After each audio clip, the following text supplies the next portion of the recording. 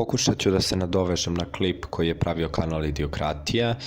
Klip je nazvan Vojna misterija, ceo bataljon vojnika nestao bez traga u čudnom oblaku.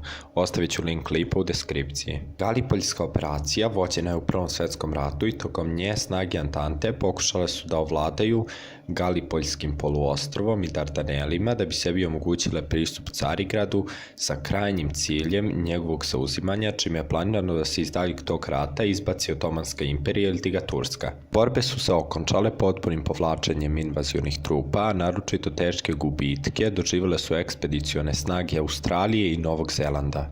Vojska koja je učestvovala u invaziji sastojala se od dobrovoljaca i neredovne vojske. Pomorska ekspedicija je vođena od strane saveznika u Prvom svetskom ratu kako bi zarobili Dardanele i kasnije pokorili Istanbul i bacili Tursku na noge i izbacili je iz rata, kako bi kasnije saveznici imali koristi od toga jer bi mogli da razmenjuju svoju opremu i svoje oružje sa Rusima. Saveznicima je u početku dobro išlo, ali kasnije ljudi su bili demoralisani, bili su napadnuti od strane raznih bolesti i bili su primorani da se potpuno povuku iz Azije. Bitka za Galipoli bila je najveća saveznička propast Prvog svjetskog rata.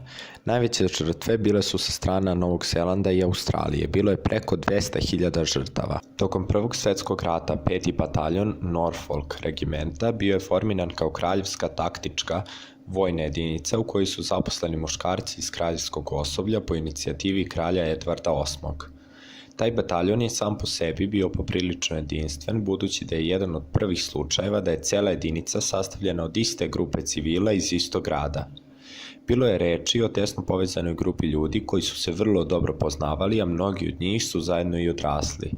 Oni su, kad su već morali ići u rat, želeli da idu zajedno i čuvaju leđa jedni drugima. Našao sam podatke o ovoj jedinici, ali većina podataka su nepouzdani i nemaju tačne izvore.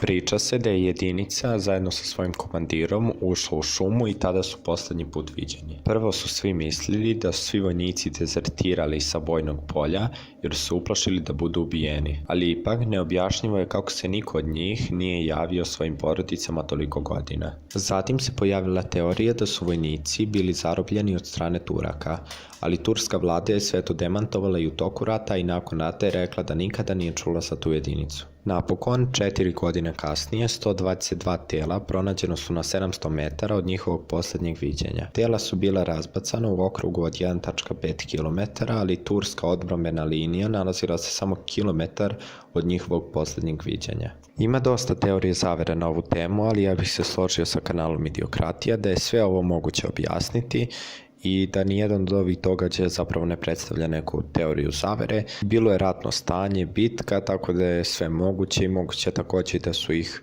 Turci napali iznenada i da je turska vlada čisto kako ne bi snosila posljedice kasnije zataškala taj zločin.